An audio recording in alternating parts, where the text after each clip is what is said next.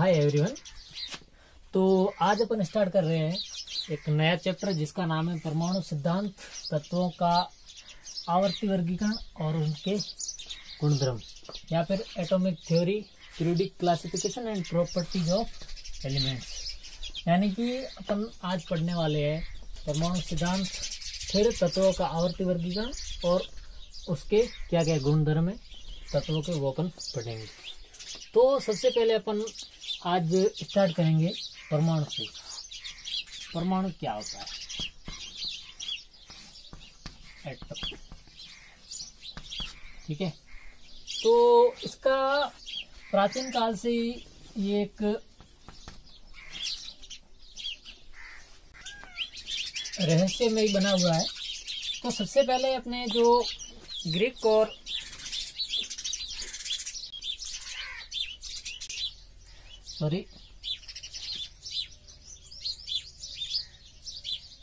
लगभग 500 ईसा वर्ष पूर्व परमाणु का पता लगाने की कोशिश की गई कि उन्होंने परमाणु को परिभाषा क्या दी कि ऐसा सबसे छोटा सा छोटा कण, यानी कि सूक्ष्मतम कण, जिससे अपन और विभाजित नहीं कर सकते।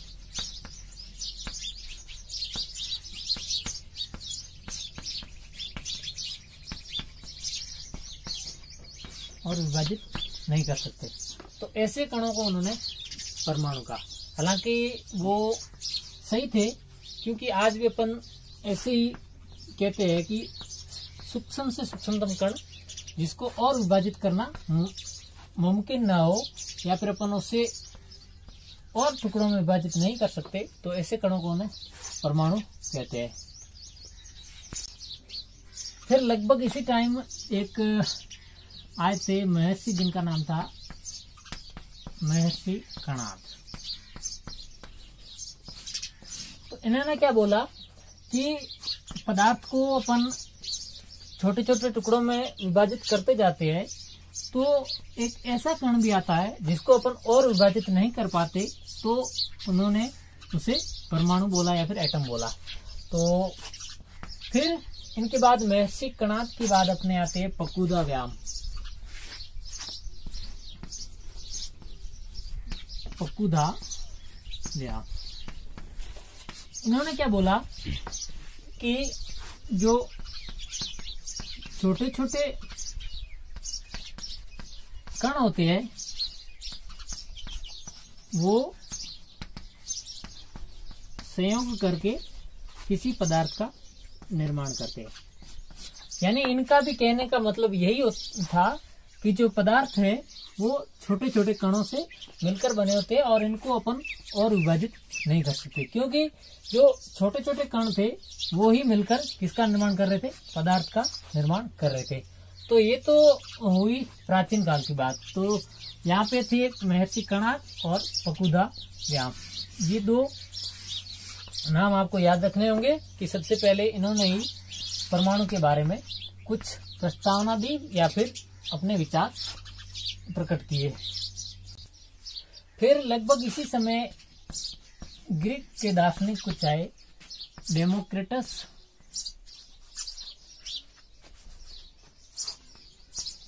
ग्रीक के दार्शनिक आए जिनका नाम था डेमोक्रिटस और ल्यूसिपस। इन्होंने भी यही सेम चीज कही कि छोटे से छोटा पदार्थ या छोटे से छोटा कण जिसे और विभाजित करना नामुमकिन हो या फिर अपन उससे और विभाजित नहीं कर पाए, तो उसे इन्होंने एटम या फिर परमाणु कहा। तो जो एटम शब्द है वो एटोमियो से लिया गया है, एटोमियो से, जिसका अर्थ है और विभाजित न किया जा सकने वाला, और विभाजित न किया जा सकने वाला।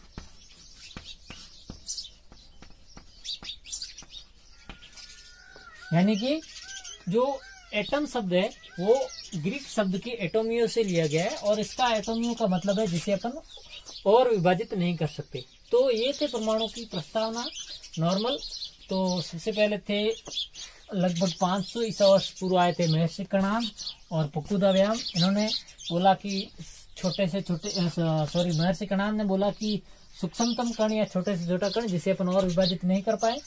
फिर आए फकुदा व्यायाम ने कहा कि जो छोटे छोटे कण होते हैं वही मिलकर या संयोग करके पदार्थ का निर्माण करते हैं। फिर लगभग इसी समय ग्रीक दार्शनिक डेमोक्रेटस और ल्यूसिपस आए। इन्होंने बोला कि ऐसा सबसे छोटा से छोटा कण जिसे अपन और काट नहीं सकते अर्थात उसे और विभाजित नहीं कर पाए, तो उसे उन्होंने परमाणु कहा, यानी कि एटम का। और जो एटम शब्द है वो एटोमियो से लिया गया है, जिसका अर्थ है और विभाजित नहीं किया जा सकने वाला, यानी कि और उसको अपन और विभाजित नहीं कर पाए।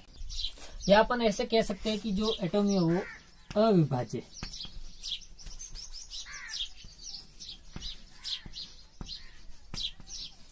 मतलब जिसे और नहीं काट सकते या फिर और विभाजित नहीं कर सकते। तो ये थी परमाणु की प्रस्तावना। अब अपन पढ़ते हैं परमाणु सिद्धांत के बारे में, या फिर कुछ वैज्ञानिकों ने जो अपने मत प्रस्तुत किए थे उनको उन्होंने अपने सिद्धांत के रूप में प्रस्तुत किया या फिर सिद्धांत का नाम दिया। तो अपन अब पढ़ेंगे परमाणु सिद्धांत या फिर एटॉमिक। तो अब अपन पढ़ेंगे परमाणु सिद्धांत या फिर एटॉमिक थ्योरी। तो इसमें परमाणु सिद्धांत में सबसे पहला अपन लिया गया है डाल्टन का परमाणु सिद्धांत। डाल्टन का परमाणु सिद्धांत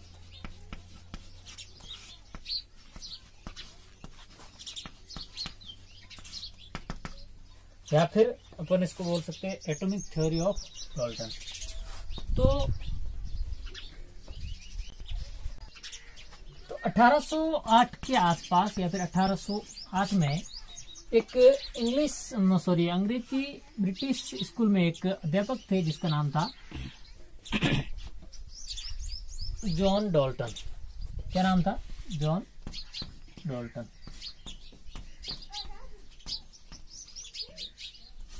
इन्होंने परमाणु की व्याख्या करने की कोशिश की, जिसे या फिर परमाणु सिद्धांत दिया, जिसे अपन कहते हैं डाल्टन का परमाणु सिद्धांत। इन्होंने अपना परमाणु सिद्धांत 3 चीजों पर दिया। पहला कि रासायनिक संयोजन,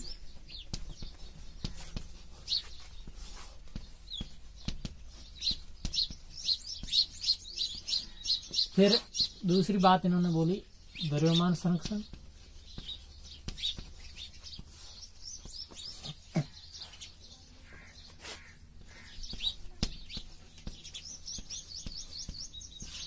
फिर इन्होंने एक और बात बोली निश्चित अनुपात के नियम।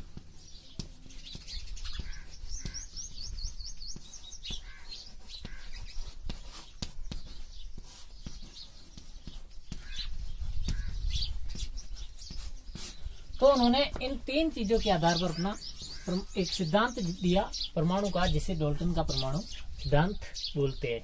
तो पहला है रासायनिक संयोजन, यानी कि पदार्थों का जो रासायनिक संयोजन हो रहा है वो किस प्रकार से हो रहा है। फिर इन्होंने बोला द्रव्यमान संरक्षण, यानी कि कोई कण है या फिर परमाणु है या अणु है, यदि वो संयोग करते हैं तो उसके अंदर द्रव्यमान संरक्षित रहता है या नहीं रहता है। फिर बोला निश्चित अनुपात का नियम। तो इसने ये 3 चीजों के आधार पर एक सिद्धांत दिया था, जिसे डाल्टन का परमाणु सिद्धांत कहते हैं। फिर इनके सिद्धांत के कुछ महत्वपूर्ण अभिग्रहित थे, या फिर अपन उसके बोलते पॉइंट्स। तो इसके कुछ पॉइंट्स है या फिर अभिग्रहित है।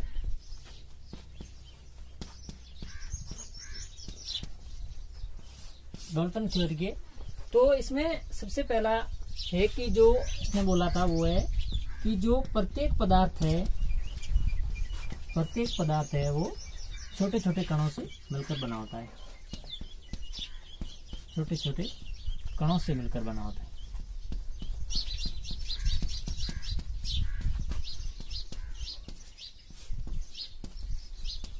और इन कणों को उन्होंने क्या बोला? परमाणु बोला।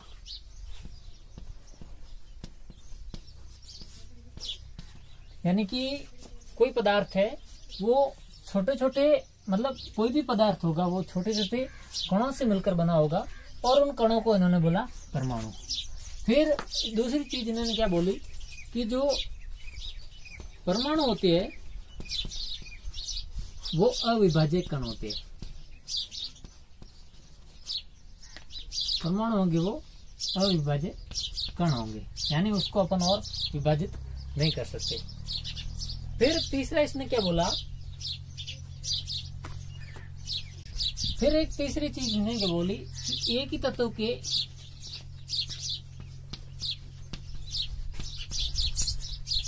परमाणु होंगे, एक ही तत्व के सभी परमाणु होंगे वो समान होंगे, अर्थात उनका जो भार होगा या फिर आकार होगा या उसके जो रासायनिक गुण होंगे वो समान होंगे।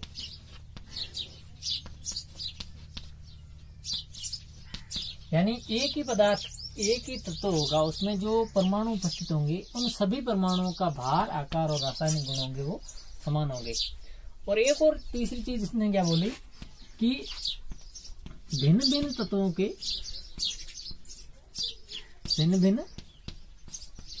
के परमाणु हैं वो भिन्न भिन्न होंगे, यानी उनके गुण भिन्न भिन्न होंगे, यानी उनका जो भार होगा या आकार होगा या जो रासायनिक संगठन या रासायनिक गुण होगा वो अलग अलग होगा। यानी कि यदि तत्व अलग अलग है तो उनमें जो उपस्थित परमाणु होंगे वो भी अलग अलग होंगे, और यदि तत्व सेम है तो उसमें जो परमाणु होंगे वो भी सेम होंगे, यानी कि उनके अंदर जो उनका वेट है या फिर उनकी साइज है या फिर केमिकल प्रॉपर्टी है वो भी सेम होगी। यानी कि इसने क्या बोला, पहली चीज बोली कि प्रत्येक पदार्थ छोटे छोटे कणों से मिलकर बना होता है जिसे परमाणु बोलते हैं, यानी कि each substance is made from smallest particle which are called as atom. यानी कि उसने क्या बोला, उसको एटम बोला, यानी कि स्मॉलेस्ट पार्टिकलों से बनकर सब्सटेंस बनता है तो उन पार्टिकलों को क्या बोला, एटम बोला या परमाणु बोला। फिर बोला परमाणु अविभाज्य होते, यानी उनको अपन विभाजित नहीं कर सकते। फिर बोला कि एक ही तत्व के परमाणु होंगे वो समान होंगे, यानी यदि एलिमेंट सेम होगा तो उसमें जो एटम होंगे वो भी सेम होंगे, और उनका जो वेट है, साइज है या फिर केमिकल प्रॉपर्टी है वो भी सेम होंगी। यदि डिफरेंट एलिमेंट है तो उनका जो उनके अंदर जो एटम उपस्थित होंगे वो भी डिफरेंट होंगे। फिर उन्होंने बोला कि जो ये भिन्न भिन्न तत्व हैं या अलग अलग तत्व होंगे उनमें जो परमाणु होंगे वो हमेशा पूर्ण संख्याओं में संयोग करेंगे, पूर्ण संख्या में संयोग करते हैं।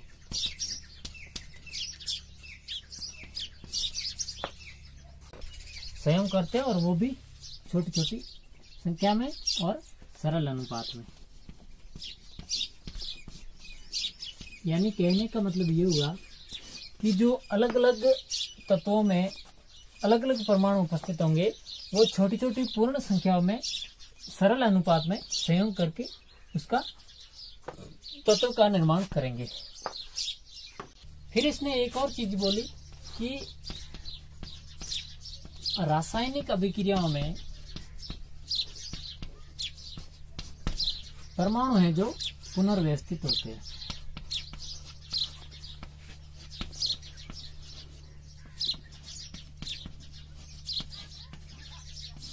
यानी कि उनको न तो ही रासायनिक अभिक्रिया के दौरान न तो बनाया जा सकता है न तो बनाया जा सकता है और न ही नष्ट कर सकते।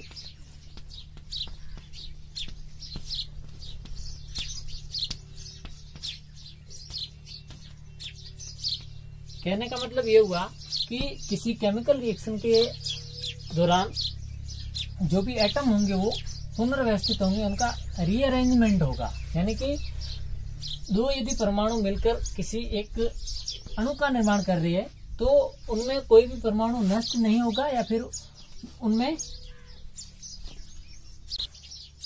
यानी कि परमाणु को अपन नष्ट नहीं कर सकते और न ही उसको बना सकते हैं।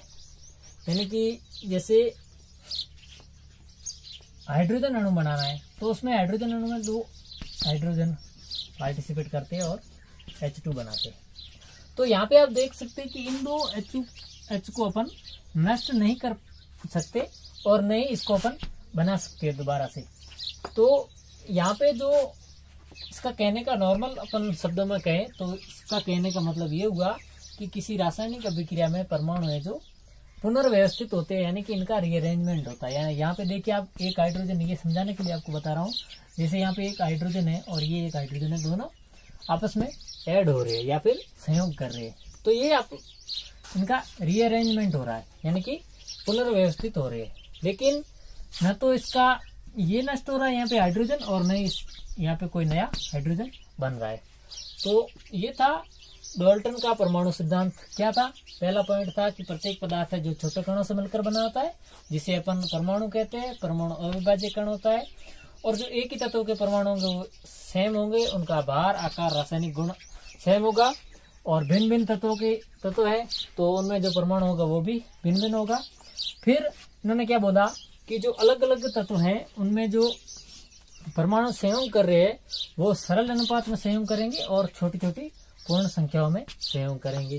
फिर उन्होंने बोला कि रासायनिक अभिक्रिया में जो परमाणु है वो पुनर्व्यवस्थित होते हैं, यानी कि इनका रीअरेंजमेंट होता है और न तो इनको बनाया जा सकता है और न ही नष्ट कर सकते हैं रासायनिक अभिक्रिया के दौरान। तो ये था आपका डाल्टन का परमाणु सिद्धांत। बहुत सारे ऐसे भी तथ्य पाए गए जिनकी व्याख्या जो डाल्टन नहीं कर पाया। डाल्टन ने क्या बोला कि सबसे छोटा से छोटा यानी कि सूक्ष्मतम कण होगा और वो अविभाज्य होगा, और तो उसे अपन परमाणु कहते हैं। यानी कि इसको और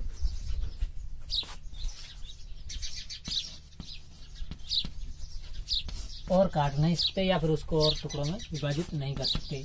लेकिन बाद में कुछ वैज्ञानिकों ने पता लगाया कि इस परमाणु के अंदर भी कुछ सूक्ष्म कण पाए जाते हैं। तो यहाँ पे डाल्टन गलत साबित हो गया। हालांकि जो डाल्टन की जो प्रयास था वो अच्छा था। जो बाकी वाले इनके बाद जो आने वाले साइंटिस्ट थे उनके लिए एक नींव रखी गई थी डाल्टन के द्वारा, यानी कि जो परमाणु सिद्धांत का जो नींव है वो अपन डाल्टन के सिद्धांत को कह सकते हैं, क्योंकि इनके बाद ही है जो इनको पता चल पाया कि जो परमाणु है वो सूक्ष्मतम कण होता है। इन्होंने बोला अविभाज्य कण होता है। हालांकि बाद में पता चला कि इसके अंदर और भी सूक्ष्म कण पाए जाते हैं, जैसे इलेक्ट्रॉन है, प्रोटॉन है या फिर न्यूट्रॉन है। तो इन कणों के बारे में डाल्टन को कुछ पता नहीं था। के लिए इस कमी को पूरा करने के लिए एक और सिद्धांत लाया गया जिसका नाम था थॉमसन का परमाणु सिद्धांत। अब अपन सेकेंड एटॉमिक थ्योरी पढ़ेंगे जिसका नाम है थॉमसन का परमाणु सिद्धांत या फिर एटॉमिक थ्योरी ऑफ थॉमसन। या अब क्या हुआ कि जब थॉमसन ने अपना परमाणु सिद्धांत दिया उससे पहले ही इलेक्ट्रॉन और प्रोटॉन की खोज हो चुकी थी। अब चूंकि इलेक्ट्रॉन और प्रोटॉन की खोज हो चुकी थी तो अलग अलग वैज्ञानिकों ने अपने अपने तरीके से इनकी जो आंतरिक संरचना है परमाणु की वो बताने की कोशिश की। तो उसी कोशिश में एक और वैज्ञानिक को यानी कि उसी होड़ में थे जिनका नाम था थॉमसन। तो थॉमसन ने क्या बोला? थॉमसन ने बोला कि जो परमाणु होता है वो एक धनावेशित गोला होता है। धनावेशित गोला होता है। और थॉमसन ने अपना जो सिद्धांत है वो 1858 में दिया था। इनका नाम पूरा नाम था सर जे थॉमसन। तो इन्होंने भी चूंकि इलेक्ट्रॉन और प्रोटॉन खोज हो चुकी थी तो उन्होंने परमाणु की आंतरिक संरचना में इनका भी सहयोग लिया, अर्थात इनकी मदद से इन्होंने एक परमाणु की संरचना मॉडल पता लगाया। तो उस मॉडल को उन्होंने नाम दिया प्लम पुडिंग मॉडल।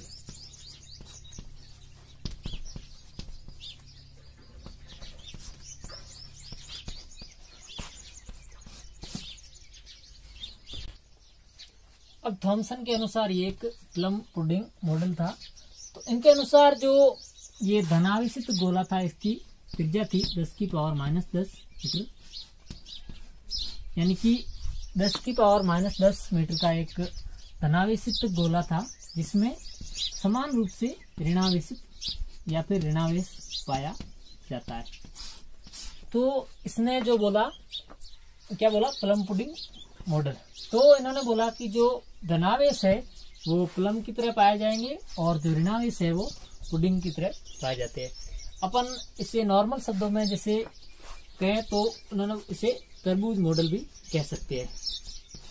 अब तरबूज मॉडल कैसे, कि जो जैसे यहाँ पे उन्होंने क्या कहा कि जो तरबूज होता है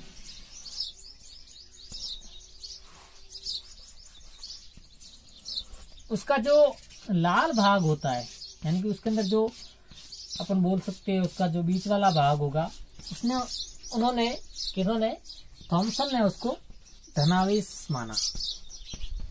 क्या बोला, धनावेश। और जो इसके अंदर बीज होते हैं तरबूज के अंदर, इनको बोला इसने ऋणावेश। यानी कि एक धनावेशित गोला होता है और उसके अंदर ऋणावेश समान मात्रा में पाए जाते हैं। तो इनका जो एक प्लस पॉइंट था, यानी कि सबसे बड़ी खासियत ये थी कि इन्होंने इसमें धनावेश और ऋणावेश का पता लगाया। यानी कि जो इलेक्ट्रॉन और प्रोटॉन परमाणु में पाए जाते हैं, इसकी पुष्टि किसने की, थॉमसन ने। तो ये सबसे बड़ी प्लस पॉइंट थॉमसन का ये था कि जो धनावेश गोला होता है उसमें ऋणावेश पाए जाते हैं और ये दोनों जो है विद्युत उदासीन होते हैं। तो ये था अपना थॉमसन का परमाणु सिद्धांत। अब जो कि इस सिद्धांत से ये तो स्पष्ट हो गया कि धनावेश और ऋणावेश समान मात्रा में पाए जाते हैं, इसलिए जो परमाणु होगा वो उदासीन प्रकृति का होता है। यानी कि सबसे पहले पता किसने लगाया कि परमाणु उदासीन प्रकृति का होगा, तो वो पता लगाया थॉमसन ने। उदासीन प्रवृत्ति का होता है और इसमें धनावेश और ऋणावेश पाए जाते हैं।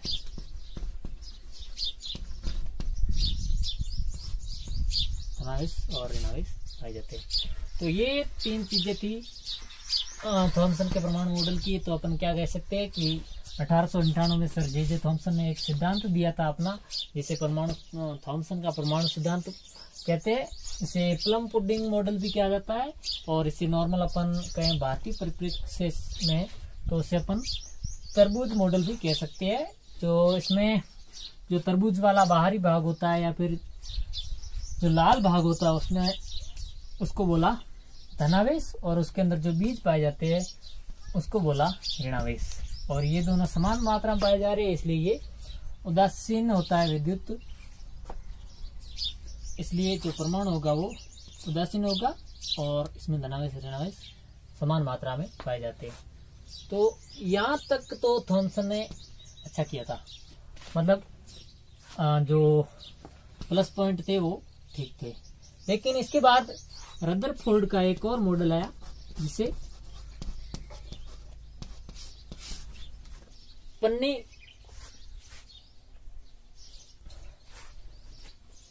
सोने की पन्नी का जो मॉडल, स्वर्ण पत्र का प्रयोग, सोने की पन्नी के द्वारा इन्होंने प्रयोग किया था और परमाणु की संरचना को ज्ञात किया था किसने, रदरफोर्ड ने। तो उस मॉडल को समझाने में ये असफल हो गया, इसलिए इसको आगे नहीं लाया गया। तो इसके बाद आते हैं रदरफोर्ड। रदरफोर्ड क्या कहता है वो अब अपन पढ़ेंगे। अब जो कि पहला जो मॉडल था अपना कौन सा, डाल्टन वाला, वो भी असफल हो गया। उसके बाद आए थे सर जे थॉमसन, उनको भी अस्वीकार कर दिया गया किसके द्वारा, रदरफोर्ड के द्वारा। तो अब अपन पढ़ेंगे रदरफोर्ड का स्वर्ण पत्र प्रयोग। तो ये प्रयोग किसने किया था? अर्नेस्ट रदरफोर्ड ने किया था। अर्नेस्ट रदरफोर्ड और उनके शिष्यों ने।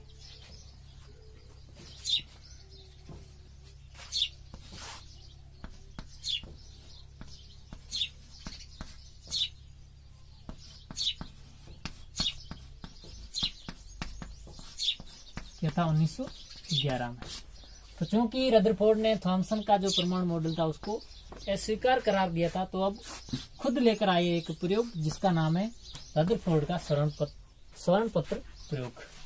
तो इन्होंने क्या किया, एक छोटी सी सोने की पन्नी ली, उस पर अल्फा कणों की बौछार की। अल्फा कणों की बौछार या फिर उस पन्नी पर अल्फा कणों को डाला। तो इस प्रयोग को अपन एक यहाँ डायग्राम बना के उसको देखते हैं। रदरफोर्ड ने क्या किया कि जो आपको ये डायग्राम दिख रहा है, अच्छा तो नहीं बना लेकिन हो सकता है। तो इन्होंने क्या किया कि जो एक सोने की पन्नी ली पतली सी, जिसकी मोटाई 100 नैनोमीटर या फिर अपन उसको बोल सकते हैं 10⁻⁻⁷ मीटर। तो इन्होंने इतनी मोटाई की एक सोने की पतली सी झिल्ली ली, या फिर अपन बोल सकते एक पन्नी ली, छोटा सा टुकड़ा लिया सोने का, ठीक है।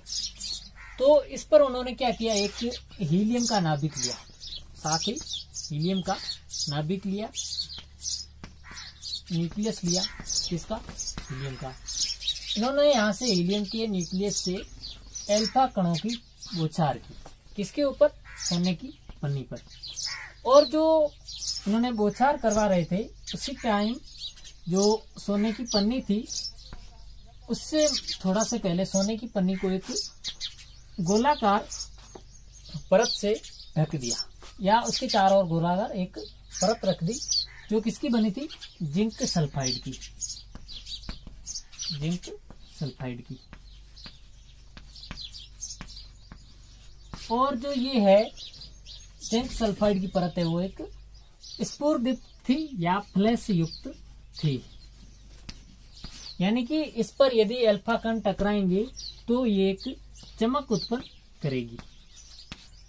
तो इन्होंने रदरफोर्ड ने क्या किया कि जो हीलियम का नाभिक था ये एक अल्फा कण का स्रोत था। क्या? हीलियम का नाभिक। तो इस अल्फा कण के स्रोत से जब अल्फा कण निकले और सोने की पन्नी पर गिरे, किस पर? सोने की पन्नी पर। जब यहाँ पे गिरे तो उन्होंने देखा कि गिरने के बाद कुछ कण है वो थोड़े से विक्षेपित हुए और कुछ कण है वो कम विक्षेपित हुए और कुछ सीधे निकल गए, जबकि इनमें से 20,000 कणों में से एक कण है वो वापस उसी रेखा में मुड़ गया, उसी दिशा में मुड़ गया। तो इस प्रयोग के द्वारा उन्होंने एक बात जान ली कि जो अल्फा कणों की दिशा होती है वो क्या होगी। तो आपने भी देखा कि जब हीलियम के नाभिक से सोने की पन्नी पर अल्फा कणों की बौछार हुई तो इस पर टकराने के बाद जब कोई अल्फा कण यहाँ गए, कोई यहाँ गए, कोई यहाँ गए, कोई इधर गए, कोई इधर गया, तो जब ये जिंक सल्फाइड की परत पर टकराएंगे तो चमक उत्पन्न करेंगे। तो कुछ में से मतलब बहुत सारे कणों में से कोई एक अल्फा कण है वो वापस उसी दिशा में मुड़ गया। तो उन्होंने पता लगाया कि यहाँ पे कोई एक ऐसी वस्तु उपस्थित है जो कि अल्फा कणों को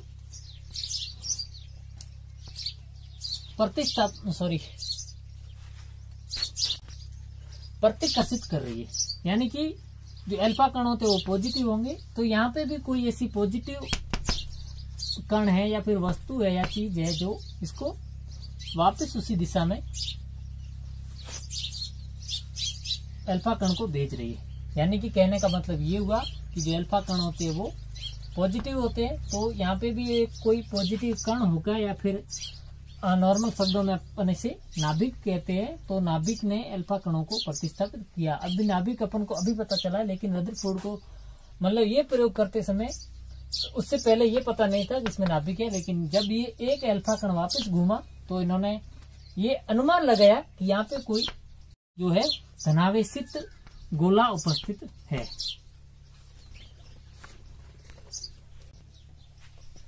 अब इस प्रयोग का इन्होंने निष्कर्ष क्या निकाला, उन्होंने देखा कि ये जो कण था धनावेशित, इसमें इस पर इन्होंने जब सोने की पन्नी पर उपचार की तो अल्फा कणों का जो प्रकीर्णन का पथ था,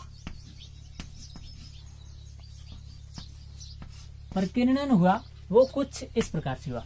कैसे कि जो कुछ अल्फा कण है वो सीधे निकल गए, यानी कि बहुत दूर थे इस पॉजिटिव से, तो वो तो सीधे निकल गए, और जो कुछ भी अल्फा कण थे इसके इन्फ्लुएंस में आए थे, यानी इसके प्रभाव क्षेत्र में आए थे, वो थोड़े से विचलित हुए, और जो थोड़े और नजदीक आए वो थोड़े और ज्यादा विचलित हो गए पथ से, यानी कि सीधे न जाकर किसी कोण से मुड़ गई। फिर इनमें से 20,000 कणों में से एक अल्फा कण ऐसा था जो कि 180 डिग्री से वापस उसी तरह गया। तो इन्होंने एक अविश्वसनीय प्रेक्षण ये प्राप्त किया कि जिससे कोई अपन टिश्यू पेपर ले ले, उस पर अपन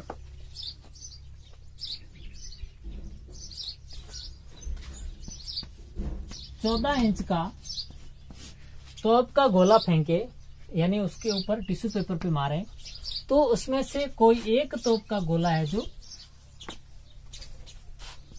उससे टकराकर अपन को ही चोट पहुंचाए। यानी कि इसको इन्होंने क्या बोला, टिश्यू पेपर बोला, और इसको जो अल्फा कण थे इसको गोला बोला इसका तोप का। यानी कि कोई एक जो गोला होगा वो इससे टिश्यू पेपर से टकराकर वापस अपन को ही चोट पहुंचा रहा है। तो इसका मतलब ये हुआ कि यहाँ पे कोई एक ऐसा कण भी उपस्थित है जो इसको प्रतिकर्षित कर रहा है, इसको रिपेल कर रहा है। फिर जब उन्होंने ये देखा तो उसके बाद इन्होंने एक निष्कर्ष निकाला,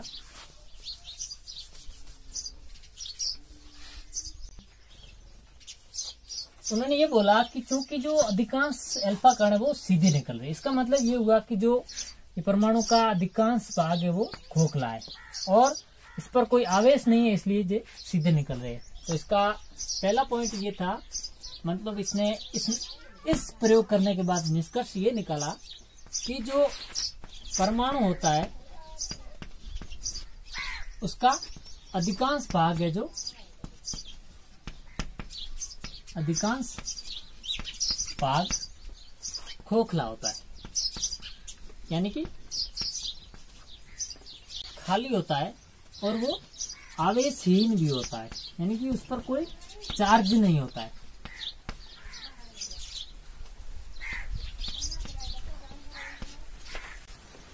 तो चूंकि अधिकांश जो भाग है वो खोखला है, इसलिए जो अल्फा कण है वो सीधे ही निकल जाते हैं।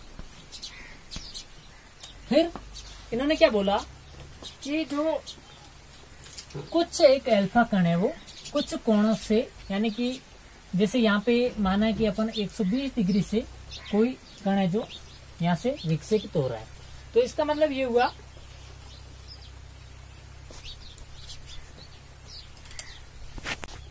कुछ अल्फा कण है वो कुछ अल्फा कण किसी कोण पर विक्षेपित हुए, कोण पर विक्षेपित हुए, या फिर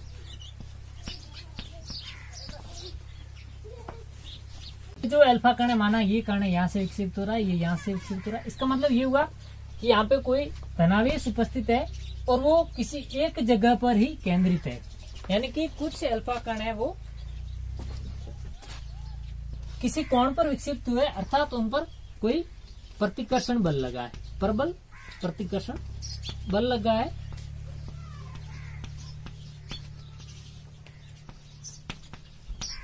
अब प्रतिकर्षण बल किसके द्वारा लगेगा, धनावेश के कारण। तो जो धनावेश होगा वो किसी एक ही केंद्र पर संकेंद्रित होगा।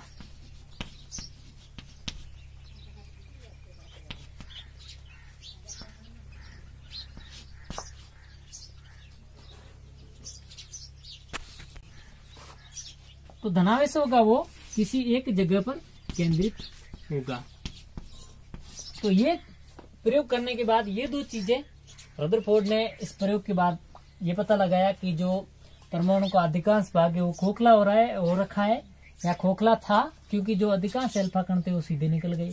अब जब कुछ कण थे वो किसी कोण पर विक्षेपित हुए तो इसका मतलब धनावेश था या फिर इन पर कोई प्रबल प्रतिकर्षण लग रहा था या रिपल्सन हो रहा था, जिससे कि जो अल्फा कण है वो इससे दूर भाग रहे थे। तो ये तो था इसका प्रयोग के दौरान, तो दूर भाग रहे थे अल्फा कण, इसका मतलब इस पर कोई प्रबल प्रतिकर्षण बल लग रहा होगा, यानी कि स्ट्रॉन्ग रिपल्सन यहाँ पर हुआ होगा। और स्ट्रॉन्ग रिपल्सन हो रहा है, इसका मतलब यहाँ पे पॉजिटिव चार्ज है, और जो पॉजिटिव चार्ज है वो एक ही केंद्र पर संकेंद्रित है। तो ये दो बातें थी इस प्रयोग के बाद निष्कर्ष में लाई गई। अब तीसरी एक और बात थी कि जो तनावेश है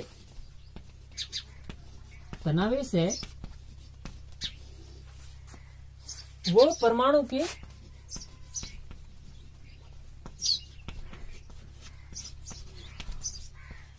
आयतन की तुलना में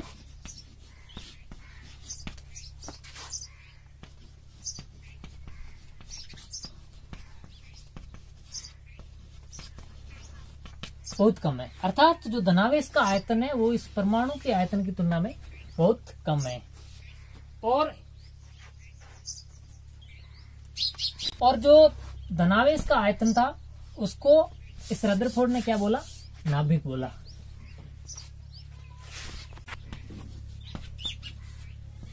और इन्होंने बोला कि जो नाभिक होगा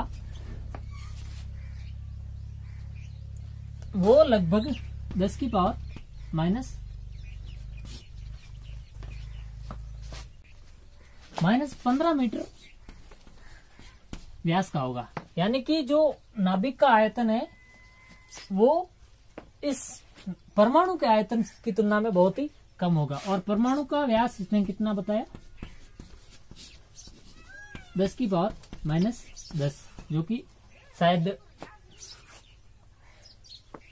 इस नाभिक की तुलना में बहुत ज्यादा है। यानी कि यहाँ पे आप देख सकते हैं कि 10 की पावर -10 मीटर है, और जो नाभिक का व्यास है वो 10 की पावर -15 मीटर है।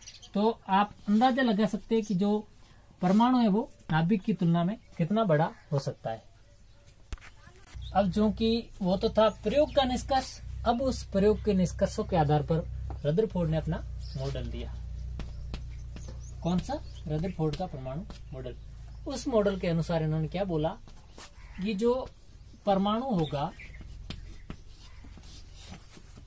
उसका द्रव्यमान, परमाणु का द्रव्यमान और उसका जो संपूर्ण धनावेश है वो एक ही जगह संकेंद्रित होता है, उसे अपन नाभिक कहते हैं। यानी कि जो परमाणु का पूरा धनावेश है या फिर संपूर्ण धनावेश है वो, और जो उसका द्रव्यमान है वो एक जगह पर केंद्रित होते हैं, एक जगह पर केंद्रित होते हैं। और उस जगह को इसने रदरफोर्ड ने क्या बोला? नाभिक। यानी कहने का सीधा सा मतलब ये हुआ कि जो परमाणु का नाभिक है, यानी कि परमाणु का संपूर्ण द्रव्यमान है वो नाभिक में पाया जाता है या फिर नाभिक होता है, और जो भी धनावेश होगा परमाणु का वो भी नाभिक में ही होता है। तो ये था इसका पहला पॉइंट। दूसरा इसने क्या बोला कि जो परमाणु का अधिकांश भाग होता है वो खाली होता है। परमाणु का अधिकांश भाग खाली होता है, यानी कि रिक्त होता है।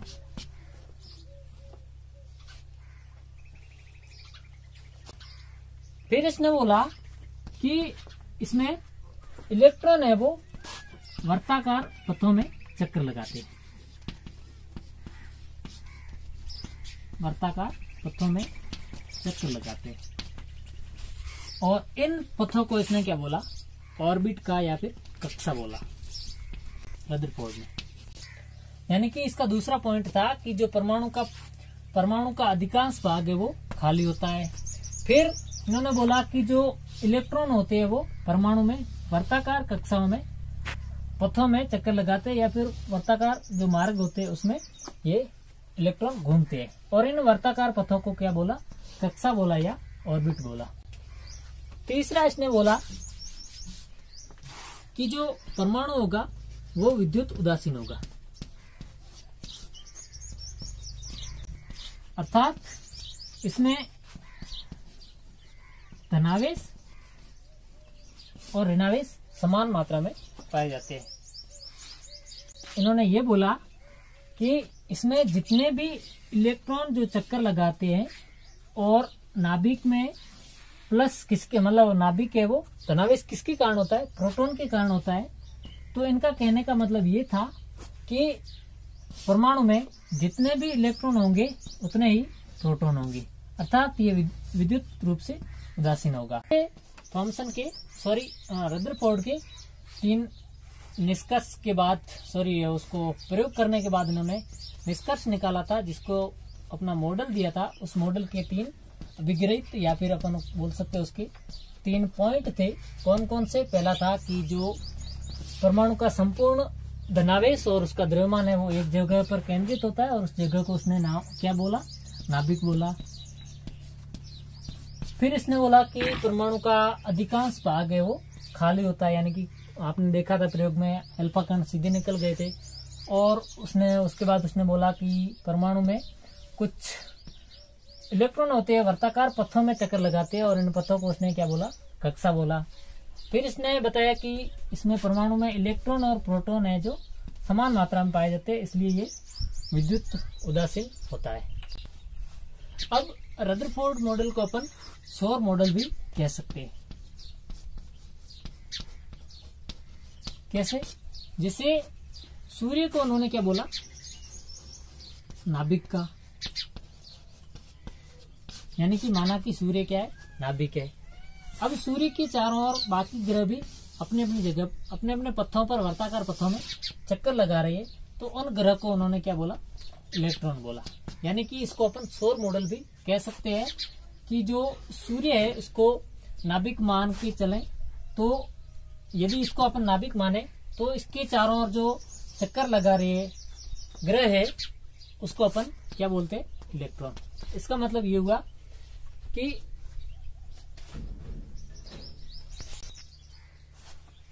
परमाणु की संरचना का पता लगा सकते हैं, यानी कि इस मॉडल के द्वारा परमाणु संरचना की व्याख्या की जा सकती है।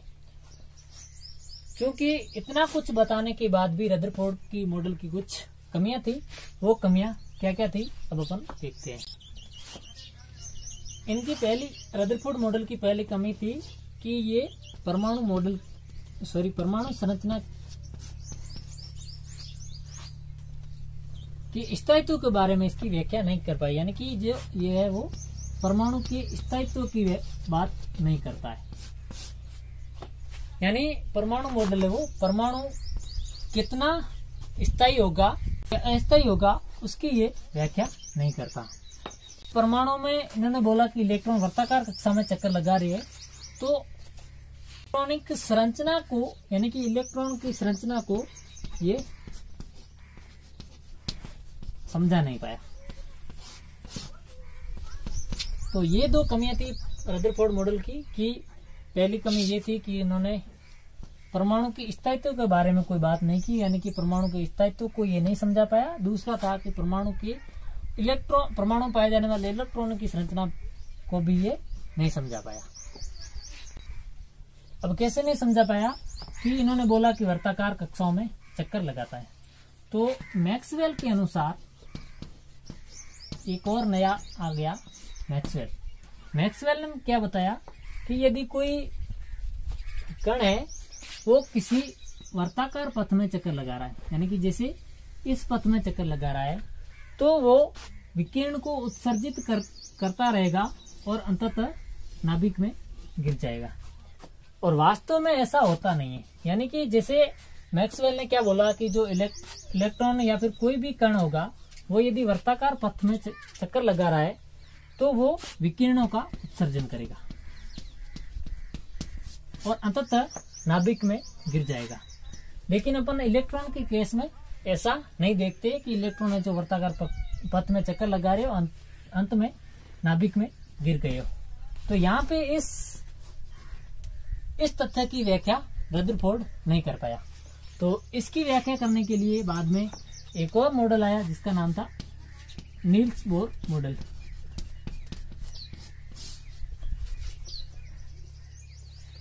एक भौतिकी के क्वांटम का वैज्ञानिक था नील्स बोर, जिन्होंने इन जो रदरफोर्ड की कमियां थी इसको सुधारने का प्रयास किया, यानी कि इन कमियों को दूर किया। किसने? नील्स बोर ने। तो ये था आपका रदरफोर्ड का मॉडल।